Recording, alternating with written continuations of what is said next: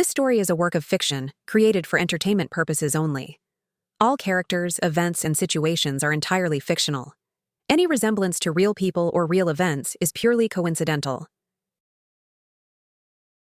The Great Plaza of Velmora was a theater of cruelty, draped in the suffocating silence of thousands. High above on the marble balcony stood Emperor Alaric Draeven, a man whose silhouette commanded the tides of history, his face a mask of sculpted ice. Below him, kneeling on jagged stones, was Nyra, the woman who had spent her life guarding the Empire's secrets only to be devoured by them. The contrast was visceral. Gold-trimmed robes shimmering against the gray, tattered wool of the accused. It was a visual testament to the gulf between the man who held the scepter and the woman who held the truth. The air was charged with a betrayal so profound it threatened to shatter the very foundations of the throne she had once served with quiet devotion. Nyra did not beg, for her dignity was the only thing the court's lies could not strip away. Her eyes never left the man who sat in judgment, remembering the nights in the archives when they shared more than just scrolls. She remembered the warmth of his hand and his whisper that she was the only one who truly saw him. Yet now, as the Inquisitor read the fabricated charges, Alaric remained a statue, his gaze fixed on the horizon as if looking away could make her vanish. In a final act of silent communication, Nyra pulled a withered flower from her sleeve, a token he had given her in a moment of vulnerability, and let it fall into the mud. It was a gesture of quiet condemnation, proving the sovereign was a slave to his own crown. As the heavy seal of the Empire was pressed onto the decree of her exile, the crowd let out a collective breath like a crashing sea. Alaric finally turned his head, meeting her eyes for a fleeting second, but the words that could have saved her remained locked behind his teeth. He watched the guards drag her away, her silhouette disappearing into the shadows of the iron gates, leaving behind nothing but the muddy flower and the echoing silence of his cowardice. The decree was signed, and the Empire remained stable. But as the cold rain fell, Alaric realized he had not just condemned a traitor.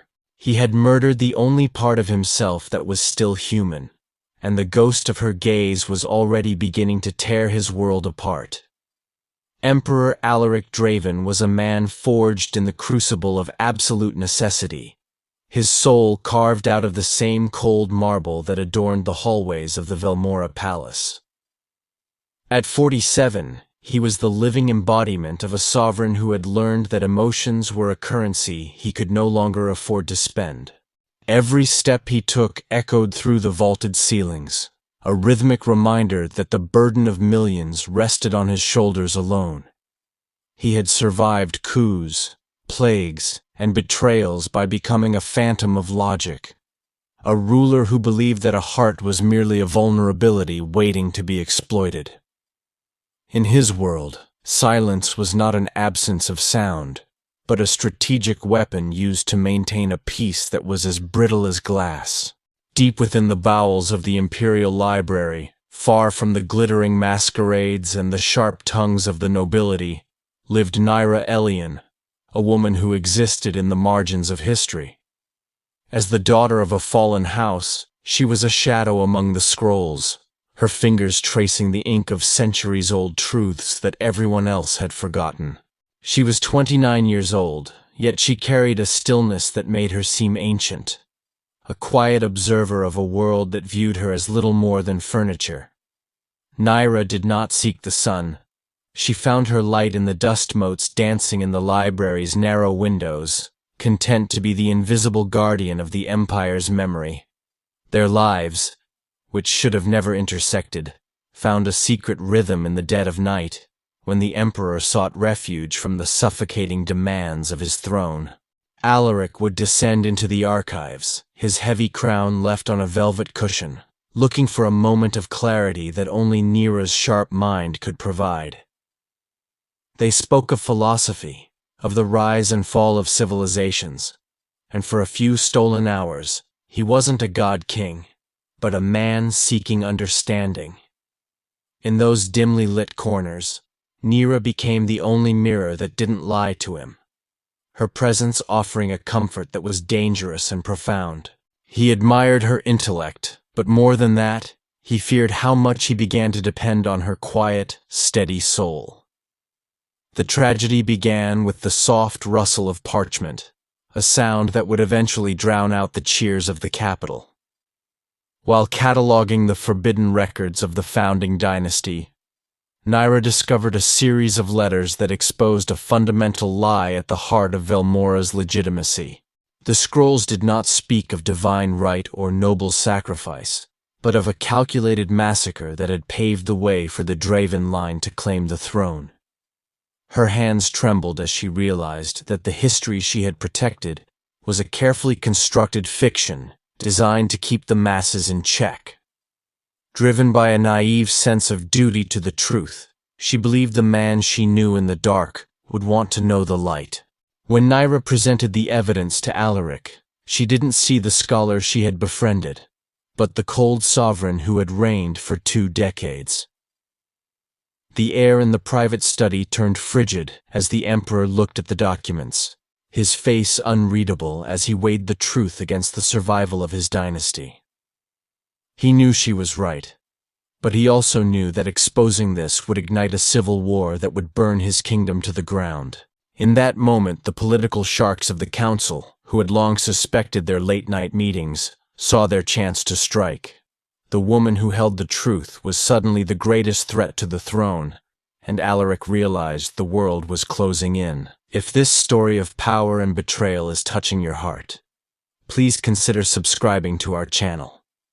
Your support allows us to keep telling these deep, emotional journeys. Don't forget to leave a like and share your thoughts in the comments about what you would have done in the Emperor's place. The council moved like wolves smelling blood, sensing the Emperor's hesitation. They didn't just want the truth suppressed, they wanted the messenger destroyed to ensure no one else would ever dare to look behind the curtain. Within hours, the halls of the library were no longer a sanctuary, but a crime scene, filled with armored guards who handled the delicate scrolls with a brutality that mirrored their intent. Nyra was dragged from her world of ink and shadows into the harsh, judgmental light of the interrogation chambers. She looked for Alaric, expecting a protector, but found only a closed door and a silence that felt like a death sentence. Alaric sat in his private solar, the weight of the crown pressing into his temples until his head throbbed with the rhythm of his own heartbeat. He had the power to stop the madness, to stand by the woman who had become his only intellectual equal. Yet the ghosts of his ancestors seemed to whisper in his ears about the cost of sentiment. If he saved her, he would be admitting the empire was built on a foundation of blood and lies. The political machinery was already churning out a narrative of treason and theft, painting Nyra as a spy for a rival nation. To the world, she was a criminal. To him, she was a mirror he couldn't afford to look into. The rumors spread through the capital like a toxic fog, twisting Nyra's quiet nature into something sinister and calculating. The people who had once ignored her now spat her name in the streets, fueled by the sensationalist lies fed to them by the imperial heralds. She was accused of selling secrets and defiling the sacred history of Velmora for gold she didn't possess. In her cold stone cell, the only sound was the dripping of water and the distant echo of a city demanding her head. The isolation was absolute, a crushing weight that forced her to realize that in the eyes of the powerful, an individual life was merely a pawn to be sacrificed.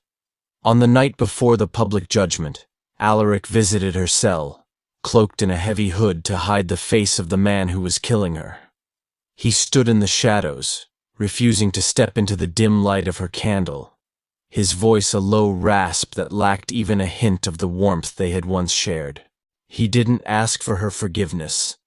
Instead, he demanded that she sign a confession, promising her a quick death instead of a slow, agonizing public humiliation. Nyra looked at the silhouette of the man she had almost loved, and saw only a hollow shell of a ruler. She refused to sign, choosing her truth over his mercy. Her refusal was the final thread that snapped, leaving them both adrift in a sea of inevitable tragedy. Alaric walked away without a word, his footsteps heavy and final, marking the end of the man who could have been a hero. The guards returned shortly after, their hands rough as they prepared her for the public spectacle that would strip her of everything.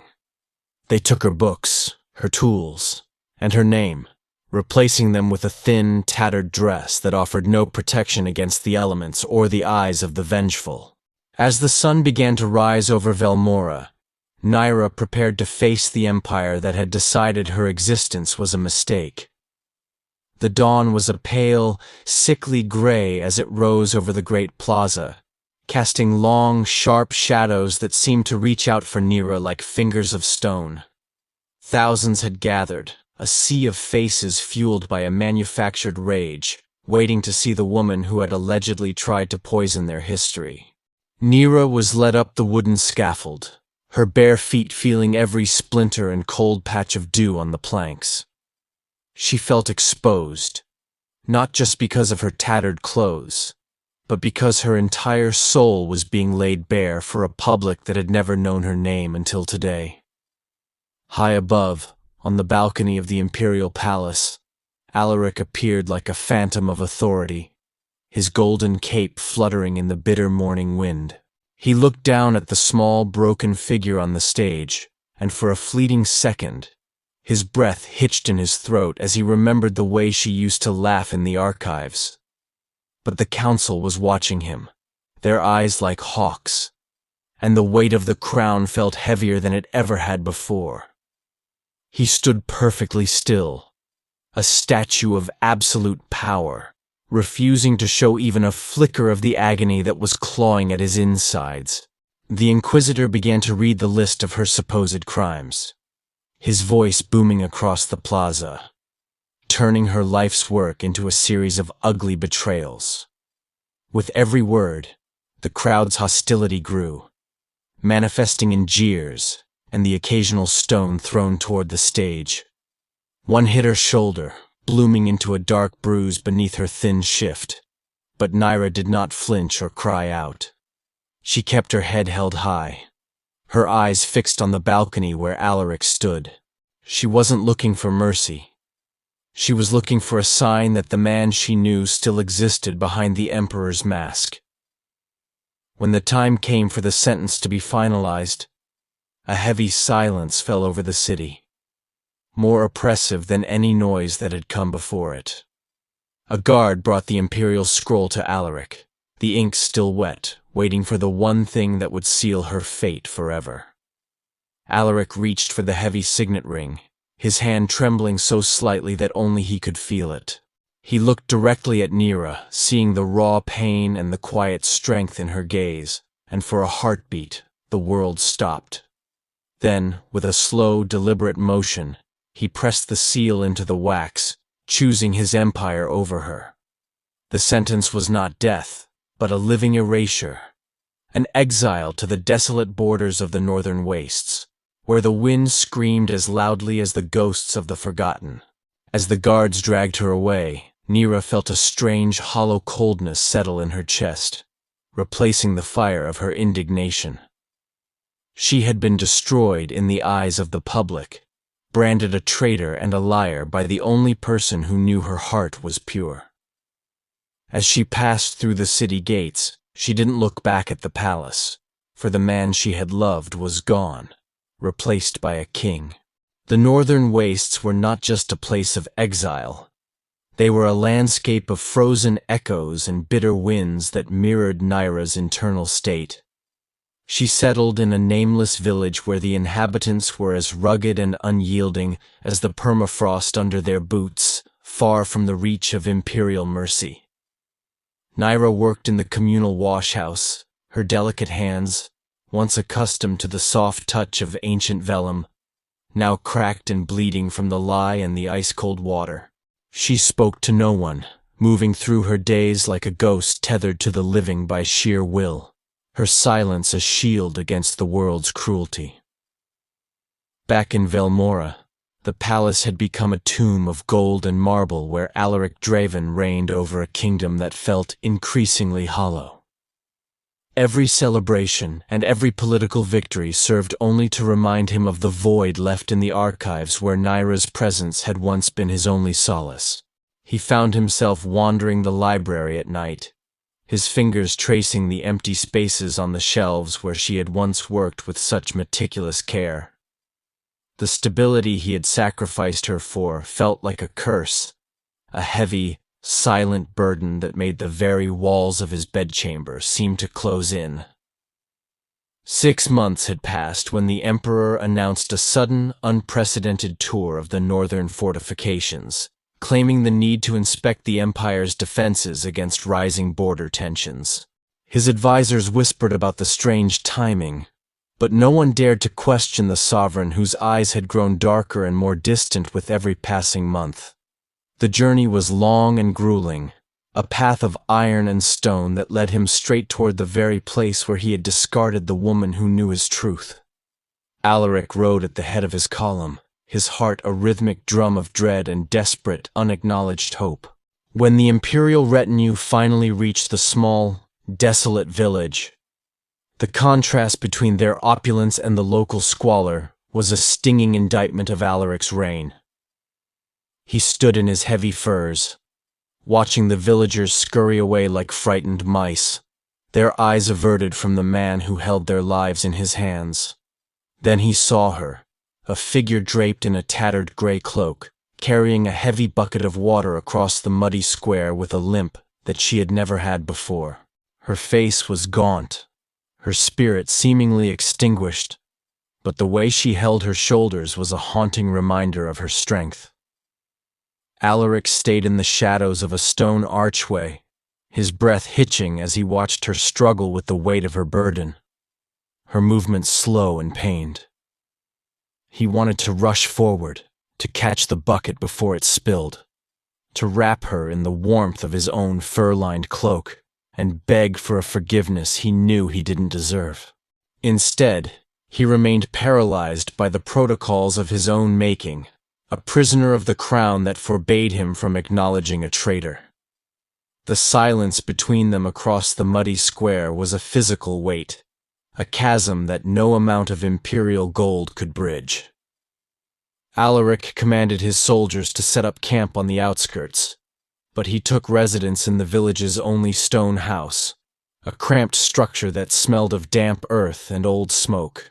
He claimed he needed to oversee the fortification of the northern pass, yet his eyes rarely strayed from the window that overlooked the communal well. The villagers moved with a frantic energy, terrified by the sudden presence of their god-king. But Nyra remained a statue of indifference. She did not change her routine, nor did she acknowledge the banners of the dragon flying in the wind, acting like a ghost haunted by the living.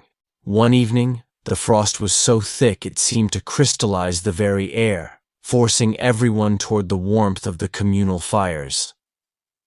Alaric walked through the village square with only 2 guards, his face partially hidden by the high collar of his heavy mantle. He encountered Nyra as she was returning from the woods, her arms laden with scavenged kindling that looked far too heavy for her thin frame. For a heartbeat, their paths crossed under the flickering light of a torch, and the world narrowed down to the sound of their breathing. He stopped, his hand twitching at his side, but she merely stepped into the shadows. He watched her go, the limp in her stride more pronounced in the biting cold, a permanent souvenir of the journey he had forced her to take. Her hands were no longer the ivory tools of a scholar. They were stained with the dark grime of survival, the skin cracked and angry from the northern winds. The sight was a visceral blow to his chest, a physical manifestation of the decree he had signed with such clinical detachment. He realized then that he hadn't just exiled her to a place. He had exiled her to a different version of herself, one he didn't recognize. Later that night, Alaric sent a young page to the hut where Nyra lived, a shack that barely held the heat of a single candle. The boy carried a basket of fine bread, salted meat, and a jar of medicinal salve for her hands, claiming it was surplus from the imperial table. Nyra stood in the doorway, the light of the fire behind her casting her face into deep shadow, making her look like a judge from an old myth. She looked at the boy, then at the basket, and finally toward the stone house where Alaric sat watching. She didn't say a word. She just slowly closed the door. The basket remained on the frozen ground, untouched by her, but eventually scavenged by the village dogs under the moonlight. Alaric watched from his high window, the rejection stinging more than any political defeat he had ever suffered in the capital. He had expected her to be broken, perhaps even grateful for a scrap of his mercy, but her silence was a fortress he could not storm. It was a cold, hard truth that no amount of imperial gold could fix what he had shattered in a single afternoon. The tension between them was no longer about the empire, it was about the blood.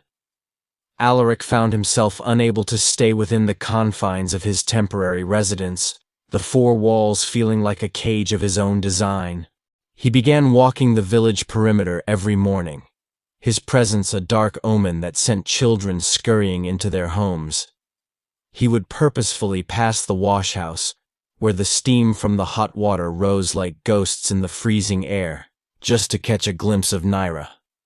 She moved with a mechanical precision, her back turned to him as she scrubbed the coarse linens of the border guards. The absolute indifference in her posture was a sharper blade than any assassin's dagger, cutting through the layers of his imperial arrogance. For Nyra, every breath Alaric took in her vicinity felt like a theft of the meager peace she had built from the ruins of her life. She could feel his gaze on the back of her neck, heavy and suffocating, a reminder of the man who had traded her soul for political stability. She did not look up, refusing to give him the satisfaction of being recognized even as a phantom of his former self. Her silence was not a sign of submission but a fortress of iron, a way to reclaim the dignity he had tried to strip away. Every time she plunged her hands into the lie, she remembered his silent nod. A sudden blizzard swept down from the mountain peaks, turning the world into a chaotic white void that threatened to swallow the village whole. Alaric, against the frantic warnings of his personal guard, stepped out into the swirling snow when he realized the washhouse roof was sagging under the weight of the ice. He found Nyra alone, trying to secure the heavy wooden shutters before they were torn from their hinges by the screaming wind.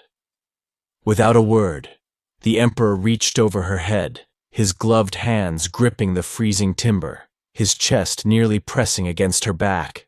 The forced proximity sent a jolt through the frozen air, a moment of raw, unvarnished human contact. They stood there for several minutes, the wind howling around them like the voices of the ancestors Alaric had invoked to justify her betrayal. He could smell the faint scent of old ink and dry herbs that still clung to her hair, a ghost of her life in the imperial library. It was a sensory anchor that dragged him back to the nights they had spent debating the fate of kings and the nature of truth. His hands were inches from hers, the contrast between his fine leather gloves and her raw, reddened knuckles a silent indictment. He wanted to speak, to whisper her name, but the word felt too heavy to carry. When the shutter was finally secured, Nyra stepped back into the freezing mist, her eyes meeting his for the first time since the day of her exile. There was no hatred in her gaze, which Alaric realized was far worse. There was only a profound, hollow emptiness that reflected his own spiritual bankruptcy. She did not thank him, nor did she acknowledge the shivering sovereign who stood dripping with melted snow in the doorway of a peasant's hut. She simply turned and walked toward her small, cold bed, leaving him alone. He was no longer a king in her eyes. He was merely a man who had chosen a crown over a person. The blizzard passed, leaving the village buried under a blanket of suffocating white. Yet the Emperor showed no signs of returning to the capital. He issued orders for the imperial engineers to repair the crumbling structures of the border town, framing it as a strategic necessity for the upcoming winter. However, his eyes were always wandering toward the small hut where the smoke from the chimney was thin and gray. He began to direct resources toward the communal areas she frequented, ensuring that the firewood was dry and the grain was plentiful. It was a king's way of apologizing, a shower of gold on a wound that required blood. To justify his continued presence, Alaric decreed that the village's historical census was in dire need of reorganization, claiming that the northern tax records were a mess of errors. He knew that the local clerk was barely literate, creating a vacuum that only one person in the entire province could fill with the required precision. He sent word that the traitor Nyra was to be tasked with this duty as part of her penance, a calculated move to bring her back to the world of parchment. He wanted to see her with a quill in her hand again, hoping the familiar rhythm of ink would soften her resentment. Nyra understood the game he was playing, the subtle manipulation designed to pull her back into his orbit under the guise of service. She arrived at the makeshift office with the same stoic expression she wore at the washhouse, her movements deliberate and devoid of any warmth. She did not look at the Emperor as she took her seat at the heavy oak desk he had personally selected for its height and light. Her fingers, though scarred and stiff, found their old grace as she began to organize the chaotic piles of paper. She worked for the people whose names were on those pages, not for the man watching her. The room was filled with the rhythmic scratching of the nib and the crackle of the hearth, a domesticity that felt both nostalgic and agonizing for the Emperor. He sat at the far end of the room, pretending to read military reports, but his focus was entirely on the way the candlelight caught the silver strands in her hair. When the fire began to dim, he stood up and added a log himself, refusing to call a servant for such a menial task. He placed a small porcelain cup of warm tea near her elbow without saying a single word, his hand lingering for a fraction of a second too long. Nyra didn't drink the tea, but she didn't push it away either, a tiny crack in the wall she had spent months building against his influence. As she reached for a heavy ledger, her hand brushed against his, and for a heartbeat, the air in the room seemed to vanish entirely. The warmth of his skin was a sharp contrast to the biting cold of her memory, a physical reminder of the man who had once been her only friend. She pulled away instantly, the ink on her page smudging into a dark, ugly blotch that looked like a tear. The silence between them was no longer empty. It was screaming. Word of the Emperor's prolonged stay in the northern frost reached the capital like a slow-burning fuse, igniting suspicion among the elite. The Council of Elders, the very men who had orchestrated Nyra's public downfall, began to whisper of a sovereign who had lost his way to sentiment. They sent riders on black horses, messengers whose arrivals were marked by the rhythmic, ominous clatter of iron on stone. These men brought letters filled with veiled threats, reminding Alaric that the stability of the empire depended on his absolute distance from the woman he had branded a traitor. The political wolves were circling, sensing that the Emperor's heart had finally become a target. Nyra watched the arrival of the imperial messengers from behind the fogged glass of the census office, her heart tightening with a familiar, cold dread.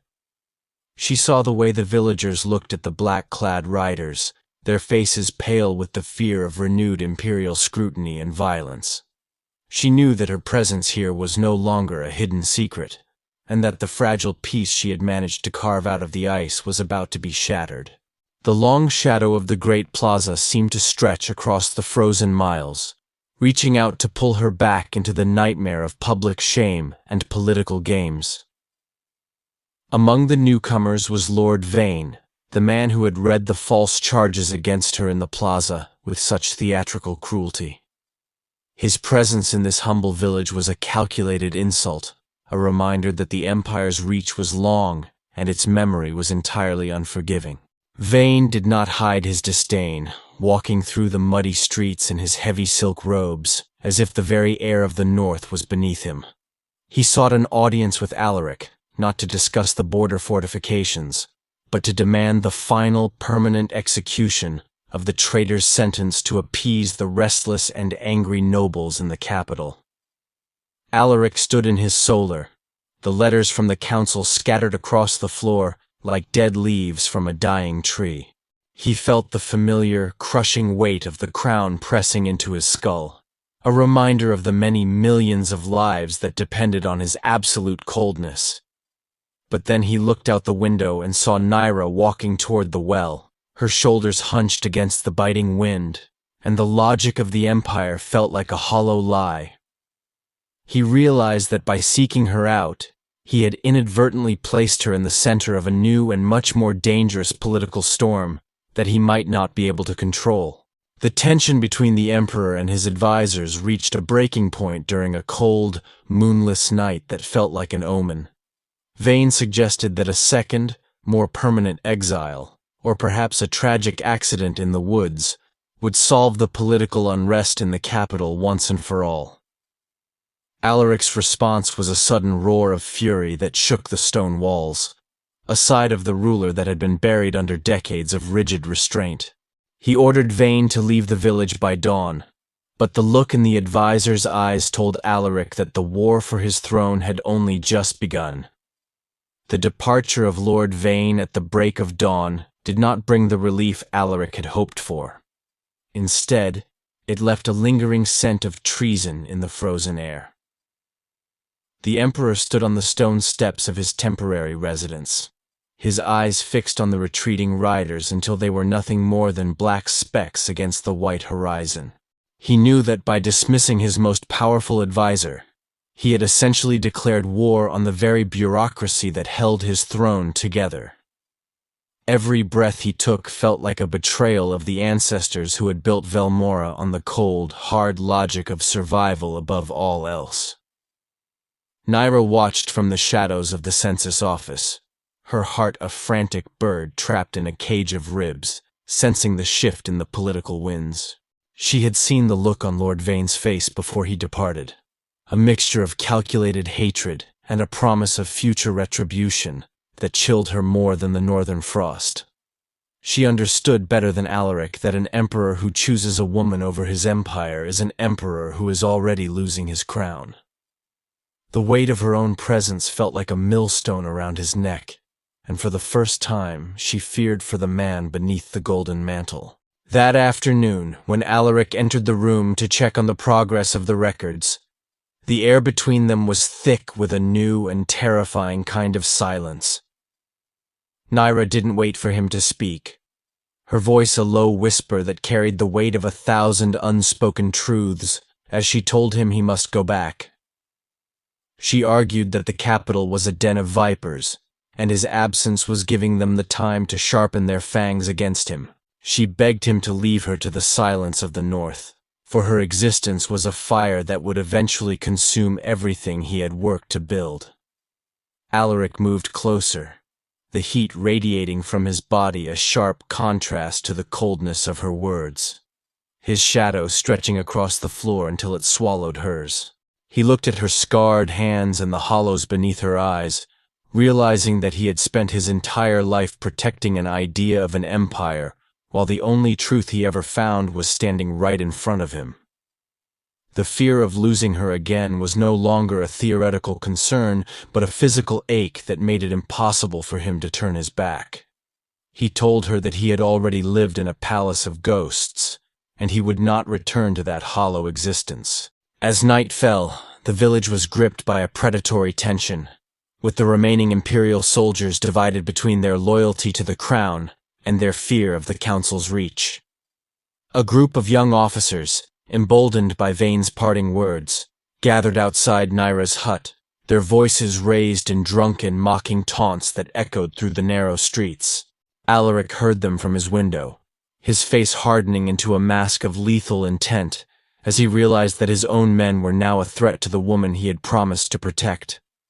He stepped into the darkness without a weapon, his presence alone a declaration of a king's terrifying and desperate love. Alaric stepped into the torchlight, his silhouette a towering monolith of cold fury that instantly silenced the rowdy officers. He did not need a blade to command the space. His eyes, dark and predatory, promised a swifter and more absolute justice than any steel could deliver.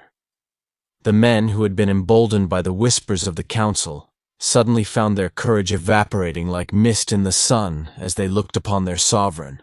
He spoke no words, yet the air around him crackled with the terrifying weight of his absolute authority, reminding everyone present that while a king might be distracted, he was never truly blind. Inside the cramped hut, Nyra pressed her back against the rough-hewn door, her heart hammering against her ribs like a trapped bird. She could hear the heavy silence outside, a void created by Alaric's mere presence, and it filled her with a confusing mixture of terror and unwanted hope. This was the protection she had craved during the public humiliation in the plaza, a shield that had been absent when her life was being torn apart for the world to see. Now, it felt like a heavy golden shroud, offering safety at the cost of the independence she had bled so much to cultivate in the ice. The tension in the air was a physical thing, a fraying rope that held the Empire's loyalty together by a single desperate thread. Alaric realized that the men before him were not just drunken soldiers, but symptoms of a much deeper rot that had taken hold of his kingdom while he sat in his palace of lies. The divide in the ranks was clear. Some soldiers looked away in shame, while others held their ground with a defiant glint in their eyes that spoke of secret orders from the capital. He was a king in name, but in this frozen outpost, he was beginning to feel like a hunted man. Once the crowd had dispersed into the shadows, Alaric turned to the door, his hand hovering over the wood, as if he were afraid the touch would break the fragile peace he was trying to protect. Nyra opened it before he could knock, the two of them standing in the threshold of her meager world, the cold wind whipping around their feet. He looked at her not as a ruler, but as a man who was finally seeing the wreckage he had caused and the impossibility of fixing it with simple gestures. His apology was written in the lines of his face, a silent confession of a soul that was finally waking up. The moment was shattered by the arrival of a lone rider, his horse lathered in white foam despite the freezing temperatures, carrying a message that would change everything. The capital was in open revolt. The council had declared Alaric unfit to rule, and a rival claimant was already being moved toward the throne.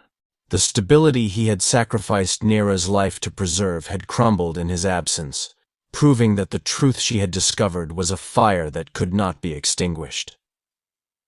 As the rider collapsed from exhaustion, Alaric looked at Nyra and realized that their shared exile was no longer a punishment, but a race for survival. The messenger's words hung in the frigid air like a thick, choking smoke, stripping Alaric of the last remnants of his imperial armor. He had sacrificed the only woman who ever understood him to preserve a throne that was now being stolen by the very men he had tried to appease. The irony was a bitter, jagged pill that lodged in his throat, making every breath an exercise in silent agony. He looked at the rider, then at the ground, realizing the crown was merely a circle of cold iron if built on betrayal. The man who once commanded legions was now standing in a wasteland, stripped of his future. Nyra watched the color drain from Alaric's face, a sight that should have brought her a sense of vengeful satisfaction, yet it only left her feeling a profound, echoing hollow. She saw the collapse of his world not as a victory for the truth, but as a final, crushing tragedy for the man she had once respected in the quiet of the library. The documents she had found were no longer just ink on parchment. They were the catalysts for a fire that was currently consuming everything they both knew. She realized that they were no longer divided by the throne, but united by the very destruction that was closing in. Alaric reached out, his hand finally closing over Nyra's scarred wrist, with a grip that was both desperate and strangely reverent, as if he were holding on to the last piece of his own humanity. He told her that they had to move immediately, for the council would not rest until every witness to their lies was silenced forever in the dark. The pretense of being her judge was gone, replaced by a raw, naked vulnerability that made him look older and more tired than she had ever seen him. He was no longer the great Emperor of Velmora. He was just a man trying to save the woman he failed. They moved with a frantic, silent urgency, gathering only the barest essentials for a journey that promised nothing but uncertainty and the constant threat of capture by the Imperial vanguard. Nyra felt the familiar weight of the archives in her mind, the burden of the truth she carried now becoming a physical weight that she would have to protect with her very life. The village, which had been her frozen sanctuary, was now a trap that could be sprung at any moment by the approaching shadows of the men in black. They stepped out into the night, the stars above cold and indifferent to the fall of kings. As they reached the edge of the forest, the distant, rhythmic pounding of hooves began to vibrate through the frozen earth, a sound that signaled the beginning of a hunt that would not end until blood was spilled. Alaric looked back at the village one last time, seeing the faint glow of the torches that marked the end of his reign and the beginning of his true penance. He tightened his hold on Nyra's hand, the silence between them now filled with a shared terror and a newfound fragile understanding that they were all each other had left. The Empire had destroyed them both, but in the ruins they were finally facing. The forest was a labyrinth of skeletal trees and shadows that seemed to mock the grandeur Alaric had once called his own. His heavy, gold-trimmed mantle, once a symbol of absolute power, was now snagged on thorns and stained with the dark, frozen mud of the mountain trails. Beside him, Nyra moved with a quiet, agonizing determination, her breath hitching with every step that her injured leg demanded of her.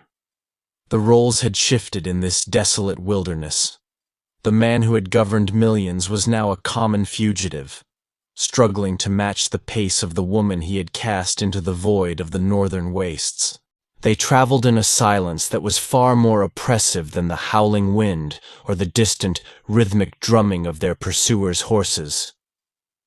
Every time Alaric reached out to steady her on the treacherous ice, Nyra would flinch or pull away, her body remembering the betrayal, even if her mind was focused on survival.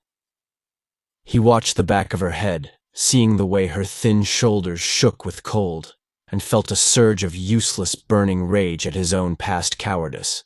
He had the strength to kill a dozen men, yet he lacked the words to bridge the emotional chasm that his own decree had created between them. When the sun finally dipped below the jagged horizon, they found a shallow cave that offered a meager sanctuary from the biting night air. Alaric worked with frantic, clumsy hands to build a small fire, his fingers trembling not from the cold, but from the terrifying intimacy of their shared isolation. He offered her a portion of the dried meat he had salvaged, his eyes pleading for a connection that she was not yet ready to grant. Nyra sat on the opposite side of the flickering flames, her face a mask of exhaustion and lingering hurt, looking at him as if he were a stranger. The crackle of the wood was the only sound until Nyra finally spoke, her voice a low, raspy thread that cut through the darkness with the precision of a surgeon's blade. She asked him why he was here, why he had chosen this moment of ultimate ruin, to pretend that her life mattered more than the stability of his precious throne. She reminded him of the morning in the great plaza, of the way the sun had glinted off his crown while he watched her be stripped of her name and her dignity. Her words were not filled with anger, but with a devastating, hollow curiosity. Alaric looked into the heart of the fire, seeing the embers of his reign turning to ash, and realized he had no answer that could satisfy a heart as pure as hers. He tried to speak of the weight of the crown and the impossible choices of a sovereign, but the excuses felt like dust in his mouth. He confessed that he had been a coward who loved his legend more than the truth, and that his silence had been a slow-acting poison that had killed them both long before they reached these mountains. The admission hung in the air, a final, painful revelation that stripped away the last of his imperial illusions. The gray light of dawn filtered through the entrance of the cave, revealing the true extent of their exhaustion and the physical toll of their flight. Alaric watched Nyra as she slept fitfully, her face pale and drawn, looking more like a fragile bird than a woman who held the secrets of an empire in her mind. The distant sound of hunting horns echoed through the valley, a chilling reminder that the council's reach was not easily outpaced by those on foot. Each blast was a needle of ice in his heart, signaling the arrival of the men who had once sworn him fealty, but were now his executioners. He stood up, his joints stiff from the cold, knowing that their brief respite was finally over. Nyra opened her eyes, and for a split second, there was no memory of the plaza or the betrayal, only the raw connection of two souls lost in the wilderness. Then, the weight of reality returned, and she pulled herself upright with a grimace of pain that she could not quite hide from his watchful gaze. She had heard his confession the night before, and while it did not mend the broken pieces of her life, it had fundamentally altered the way she looked at the man before her. He was no longer the infallible Great Emperor, but a flawed, broken man who was finally beginning to understand the true cost of the silence he had once cherished. They resumed their climb, but the terrain grew increasingly hostile, with sheer drops and patches of treacherous ice that threatened to send them plummeting into the dark abyss below. Nyra's leg finally gave out on a steep incline, her body collapsing into the snow as a sharp cry of agony escaped her lips despite her efforts to remain silent. Alaric was there in an instant, his arms wrapping around her with a strength that was both protective and desperate, refusing to let her fall. He saw the sheer exhaustion in her eyes and realized that they could not outrun the riders on foot much longer. The realization was a heavy blow, forcing him to confront a final, inevitable choice.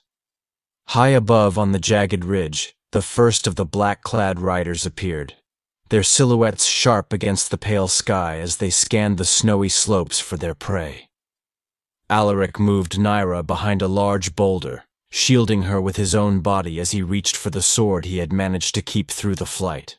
He felt the cold iron in his hand, a familiar weight that now felt entirely different, as it was no longer for conquest, but for the survival of the only truth he had left.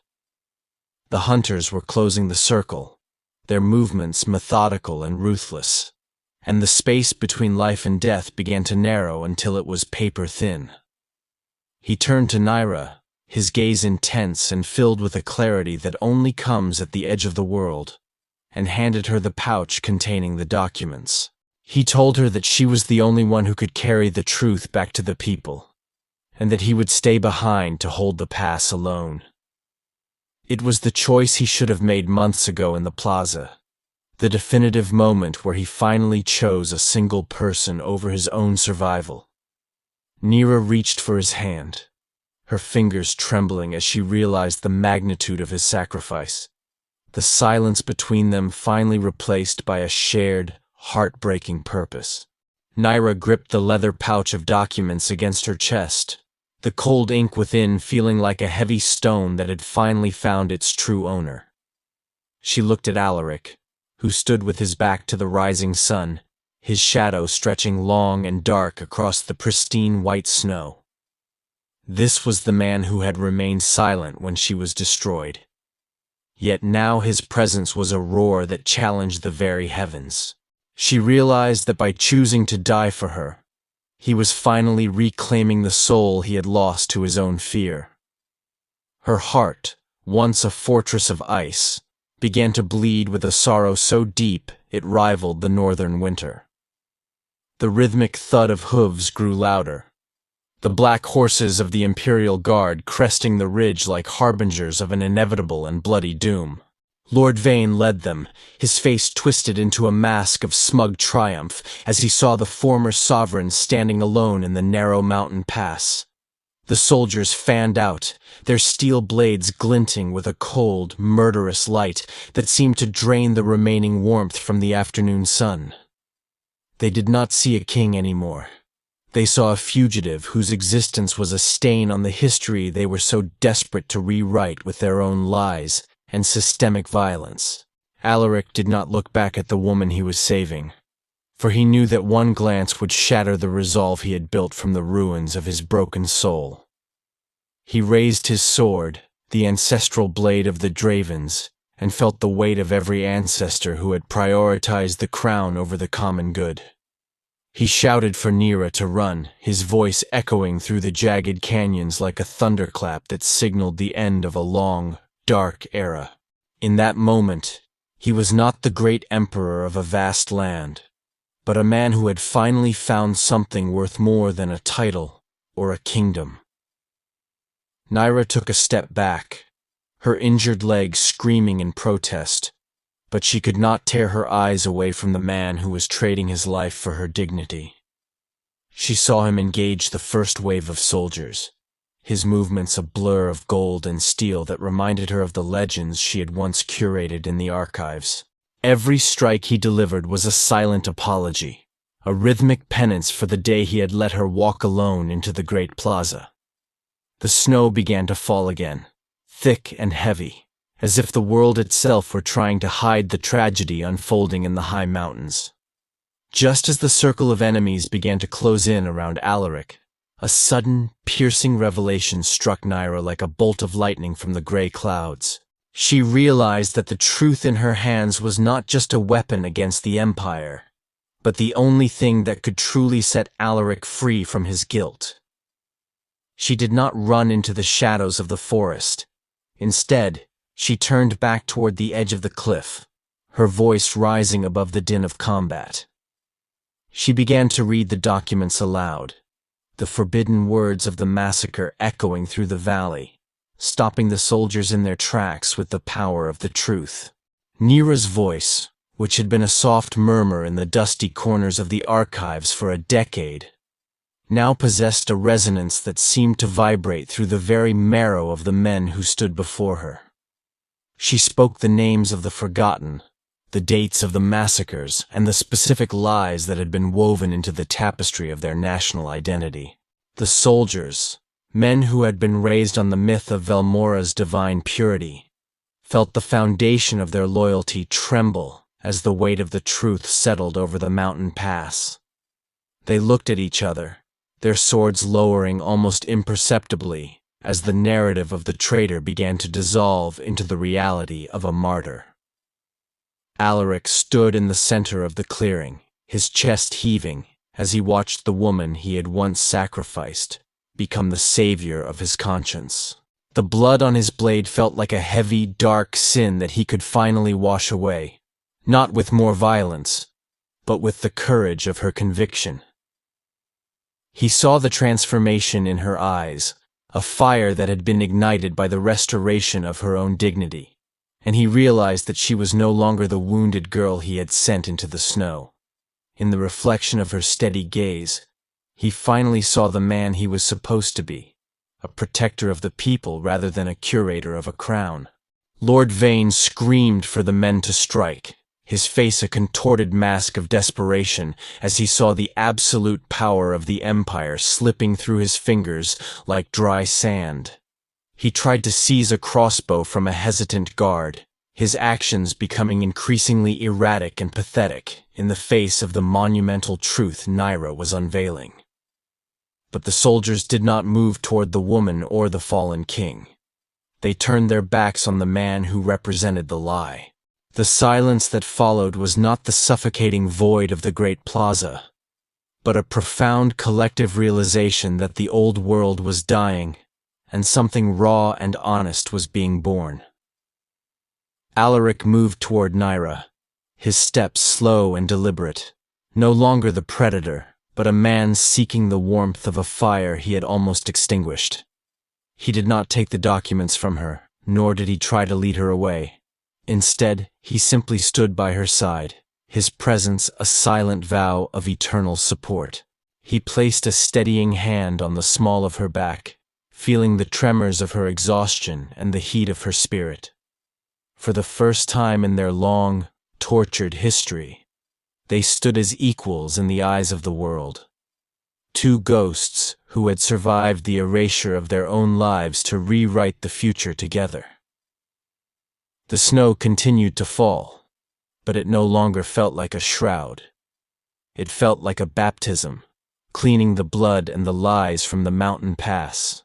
The high-ranking officers of the guard lowered their banners, a symbolic surrender to the truth that had been hidden in the dark for generations. There would be no more running, no more hiding in the shadows of the northern wastes, for the light of the revelation had made it impossible for the council to reclaim their authority. As the sun began to set behind the jagged peaks, Alaric and Nyra shared a look of profound, weary understanding, knowing that while the empire was shattered, they were finally whole. The return to Velmora was not a march of triumph, but a pilgrimage of penance. Alaric Draeven did not ride at the head of a conquering army. He walked among the people, his golden robes replaced by the stained wool of a man who had seen the edge of the world. By his side, Nyra Elian moved with a grace that was no longer hidden in the shadows of the archives. The great plaza, once a site of her destruction, was now a sanctuary for the truth that had been whispered in the dark. The silence that once held the empire together was finally shattered. Standing on the same marble balcony where he had once signaled her exile with a cold nod, Alaric did not look at the horizon or the banners of his house. He looked only at Nyra, his eyes reflecting a devotion that was no longer a secret to be guarded behind stone walls. Before the entire gathered city, he did not demand fealty. He offered a public apology that echoed through the stone pillars like a long-awaited storm. He spoke her name with a reverence that restored the dignity he had helped strip away, ensuring that history would remember her as the woman who saved a king. That evening, as the sun dipped low over the spires of the palace, they found themselves in the quiet stillness of the imperial library, the place where their journey had truly begun. The air was no longer thick with the dust of forgotten lies, but filled with the scent of old paper and the warmth of a fire that would never be extinguished. Alaric reached out, his hand finally finding hers without the hesitation of a ruler or the fear of a coward. He did not ask for her love, for he knew he had to earn it every day, but he looked into her eyes. They walked through the capital not as ruler and subject, but as two souls who had survived the fire and found their way back to the light. The citizens did not bow in fear, but looked on with a quiet respect for the woman who had walked through the ice and the man who had followed her there. Nyra did not return to the archives as a ghost. She became the architect of a new memory, one built on the transparency and justice that Alaric had once thought impossible. The power he once wielded through fear had transformed into a legacy of silent, fierce protection. The great emperor was no longer a man on a lonely peak, for he had discovered that the truest empire was not found in land or gold, but in the heart of a person who knows your darkest sins and stays anyway. Their story became a legend whispered by the firesides of Velmora, a reminder that even the strongest walls of silence can be brought down by the weight of a single honest word. As the stars rose over a kingdom transformed, Nyra and Alaric stood together, watching the shadows recede. They had lost an empire of stone, but they had gained a world of truth.